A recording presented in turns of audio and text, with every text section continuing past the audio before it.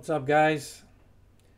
So I wanted to give you my thoughts on the announcement of a new short track package by NASCAR for the Cup Series. So I'm going to show you the quick video which does a good job of describing exactly what they're doing. I'll give you my thoughts on that. There's also an article from the NASCAR's own website. I'm not going to read the whole article. I would say 80% of it is covering what this quick video is going to cover. They also do mention at the end, no changes to the gearbox to eliminate shifting with the short track package are anticipated this season. Though he added that there's work ongoing on what can be done there and what will be beneficial to racing. So I'm going to speak on that, but I just wanted to mention that because it's not mentioned in this video. So without further ado, let's take a watch. Rulebook updates for NASCAR ahead of their 2024 season, and one worth noting for the race fans, an aerodynamic adjustment at the short tracks. At road courses and ovals 1 mile and smaller, NASCAR has adjusted the aerodynamic package to hopefully put more maneuverability behind the wheel and for the driver. Let's take a closer look at the parts that they changed. When you watch racing in NASCAR in 2023 at the short tracks and at the road courses, this was the rear floor and the diffuser of the race car. This is the size, this is how many vertical fences or strakes that they had. In 2024, that panel underneath the back shrinks dramatically. This piece is aluminum, it's a test piece, but you see just how much smaller it is, how much shorter it is, and the width of the vertical fencing. If I put these two parts side by side, you see just the difference in size. That size and the width reduces rear downforce dramatically, but most importantly, it allows the drivers to slide the back of the car with a little bit more maneuverability. Because rear downforce went away, NASCAR actually had to add a little bit more spoiler back. You'll be able to see this. It's not a whole lot, 1 inch taller and 1 inch wider on either side. So overall, all of this together, the same amount of downforce, but with a much different feel. The drivers who tested it said that they could slide the back of the car around, hopefully adding maneuverability, widening out the racetrack, and most importantly, setting up passes at the short track. Okay, give me a second. Hold Cyber on. Monday deals are going fast at Blinds.com. Stupid fucking Save up to commercials. 50% site-wide, including doorbusters on premium brand. All right. Aerodynamic, the jump put more maneuver. NASCAR has adjusted the aerodynamic. All right. Okay, so basically all they're doing is the rear spoiler underneath the car, right? They're reducing that drastically, but they're also adding 1 inch to the spoiler. So, what do I think? Basically, I am like most of you guys.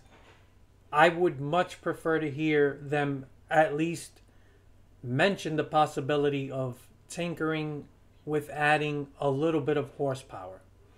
As I've told you guys several times already, the days of 850, 900 horsepower, those days are gone.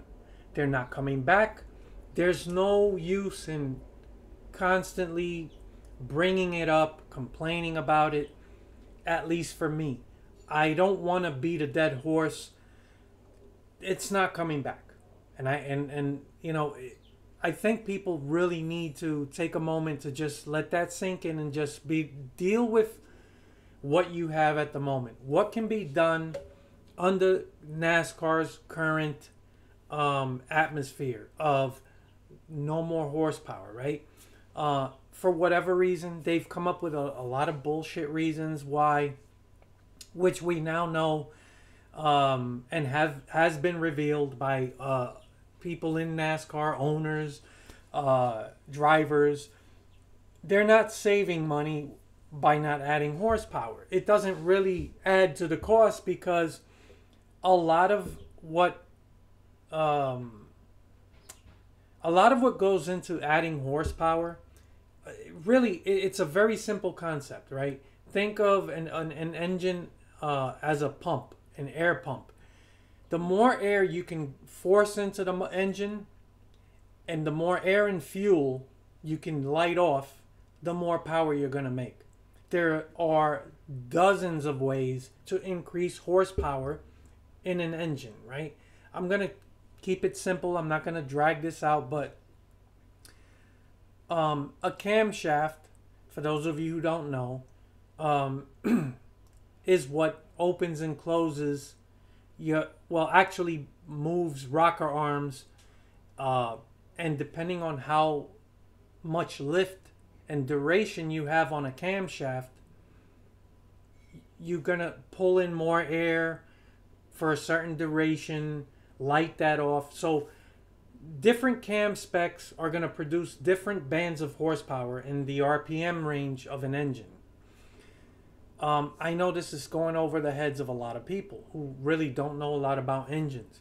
But just to put it in simple terms, a camshaft is a hunk of metal. That's all it is. There's nothing special about it. The difference between one camshaft and another is strictly how much lift and duration it creates.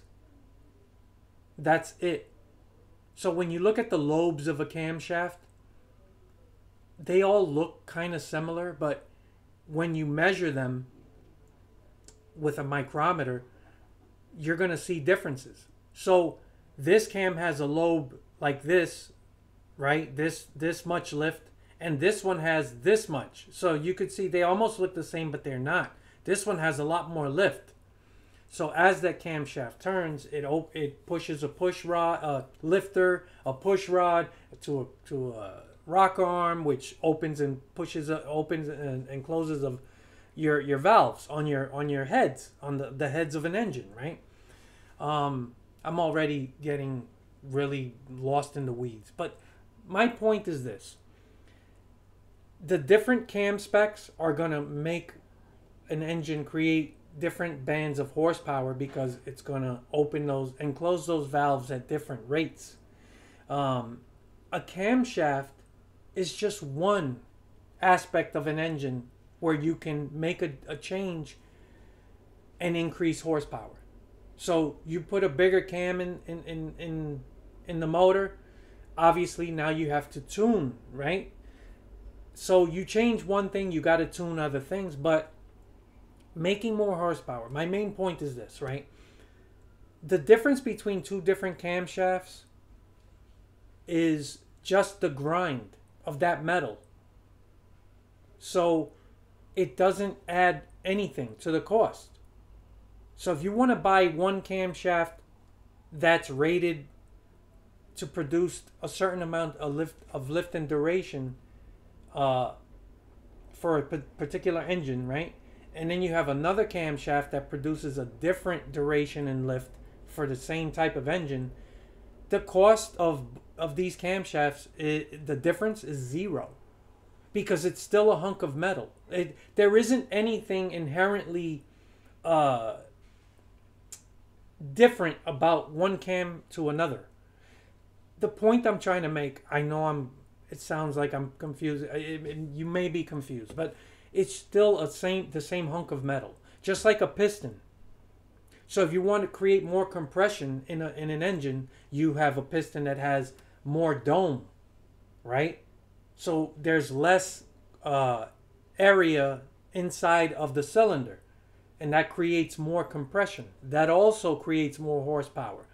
So what's the difference between one piston and another?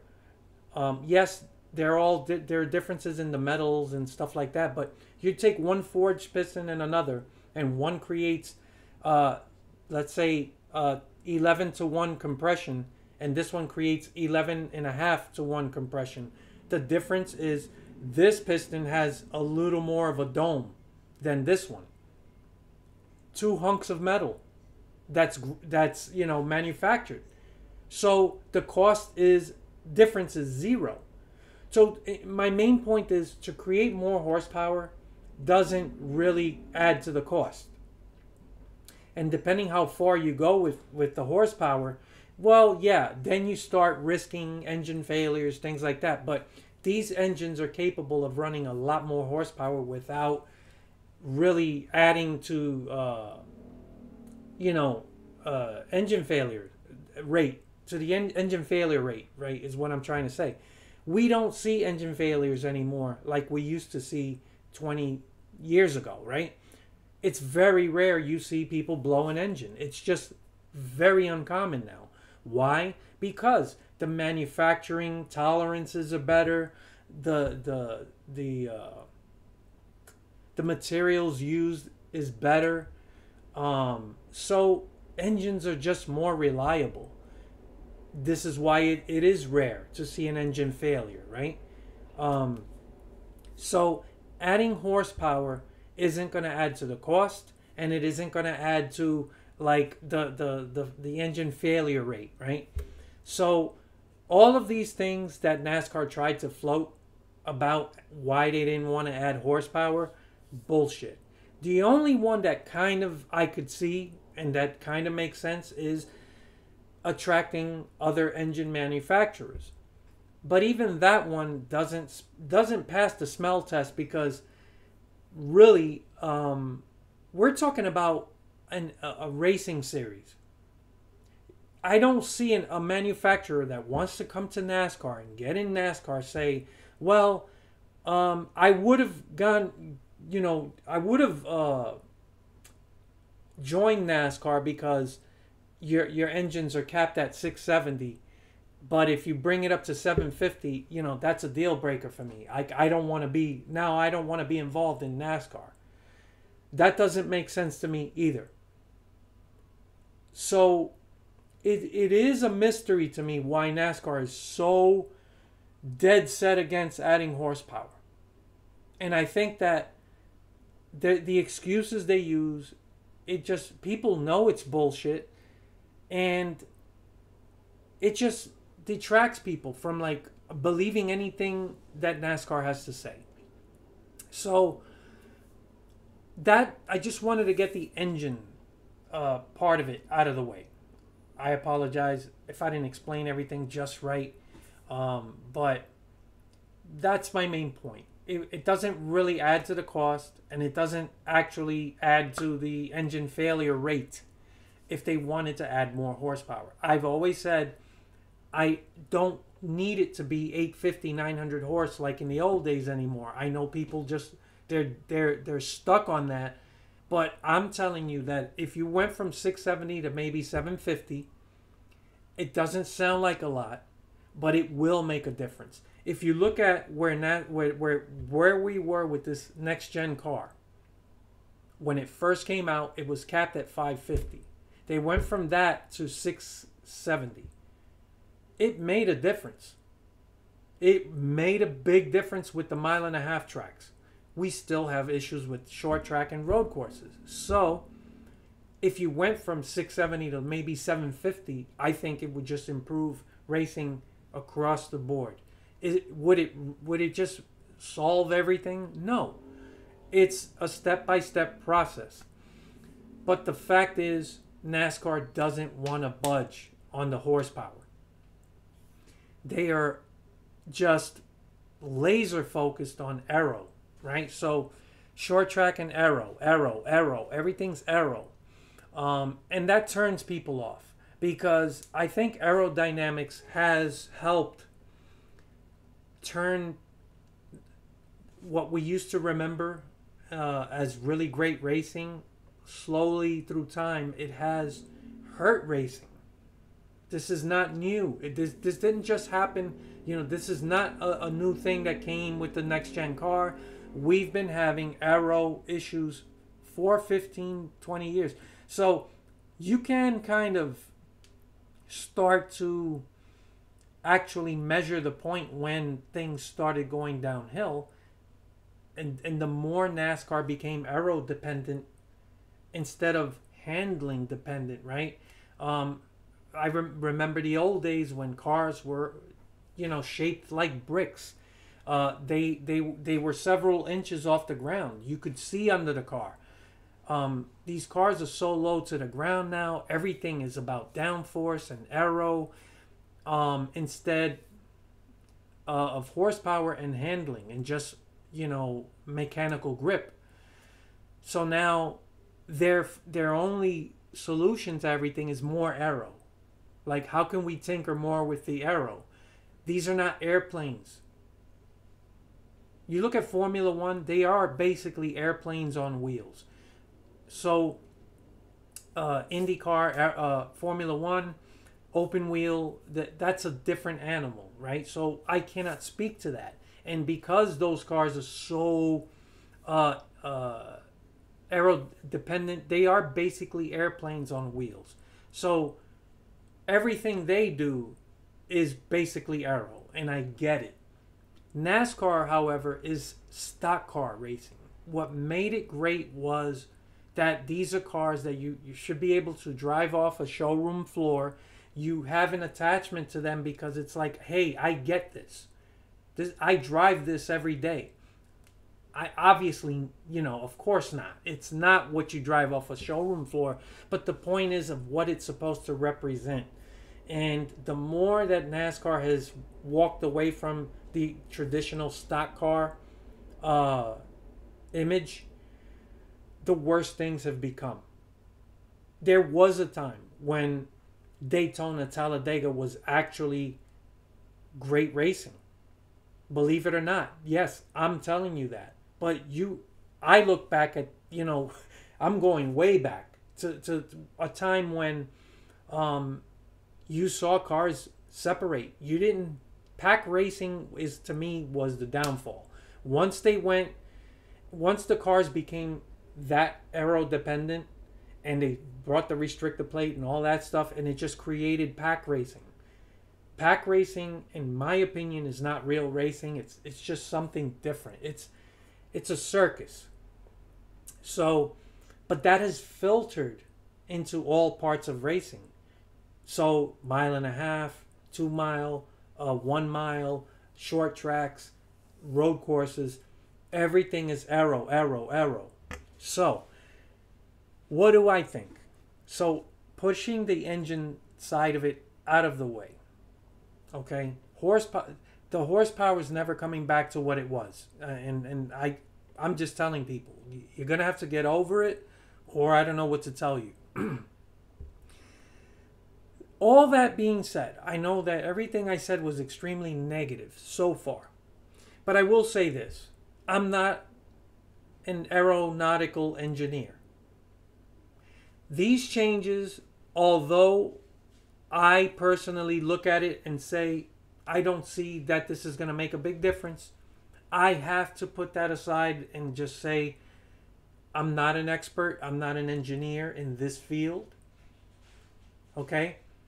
And as much as I am knowledgeable about cars and performance, the aero side of things, okay, I'm going to take a step back and say, I think we should wait and see what happens before we actually place a final judgment. The changes that they've made so far, which are also all aero dependent, haven't made a huge difference. I will say this: we did see a couple of really good races at Richmond this year. And it's been a long time since I could say Richmond was really entertaining. Not everyone felt that way. There's a wide segment of people out there that are, they're used to this just constant restarts and all that stuff. And when they don't get it, if the green flag runs it too long, they're just like, oh, I don't know what I'm looking at. I don't know what to think. Because they've been conditioned by NASCAR to, hey, NASCAR is, run for 10 laps, caution, restart, crazy 3-wide restart, and stage cautions and all that stuff. So they've conditioned the fan base to be like, okay, now you're looking at real old-fashioned racing. Long green flag runs, attrition, tire wear, strategy, green flag pit stops. We got all of that at both Richmond races, and it was great. And how much of that was because of the small aero changes they made? I think it's only fair to say we should give NASCAR some credit there. I don't know. Maybe it was the track conditions were just perfect, right? Just happened to be, right? Maybe different weather, different track conditions. Maybe we won't get that same race every time. I get that. But just the same way that maybe that helped a little bit, maybe these changes will help a little more. Maybe we're not going to get there in one step. I'm just telling people I'm going to keep an open mind. I hope you do too. So, while I look at this and I agree with everyone, I'd much rather hear they're going to add horsepower. They're not going to do that. That's just the way it is. And we cannot, every time NASCAR is trying to do something, we can't just say, well, if it's not, if you're not telling me horsepower, I'm just going to do this. We got to give it a chance. So I'm kind of giving you both sides of it, right? Am I optimistic? Not really. But I think it's only fair. Let's see what happens. Now,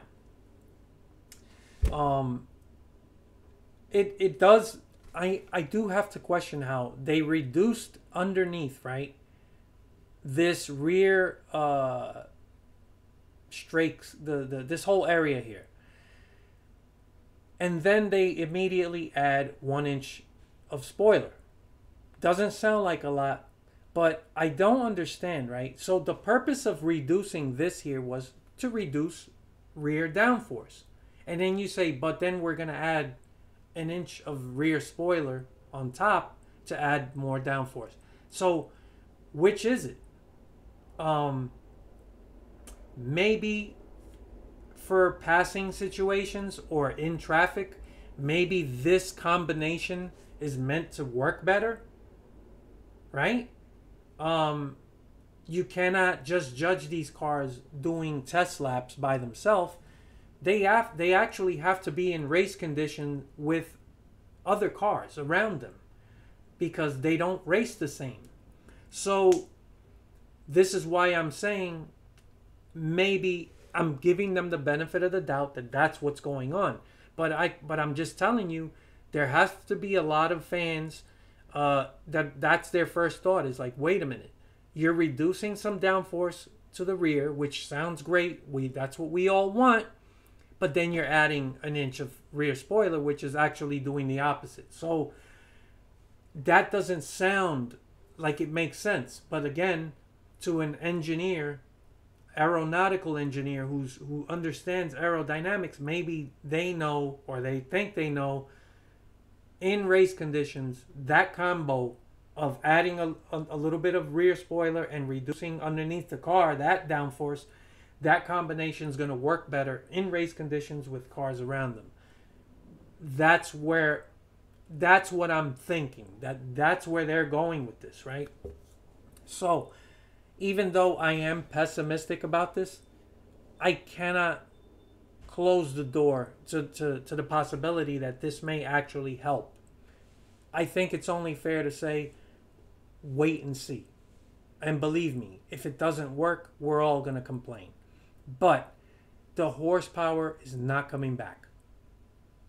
It's not. Like, I think that is going to be their last ditch desperate move.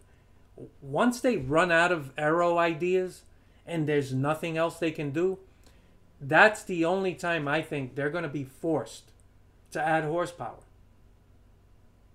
And until that happens, they're just going to keep tinkering with parts, reducing this, changing that, blah, blah, blah. And it's like, this is not attractive to the fan base.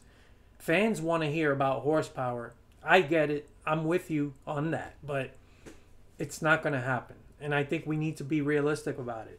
So I really do hope this works. So the last thing I'm going to mention is the thing I read at the bottom here, which is they're not changing the shifting.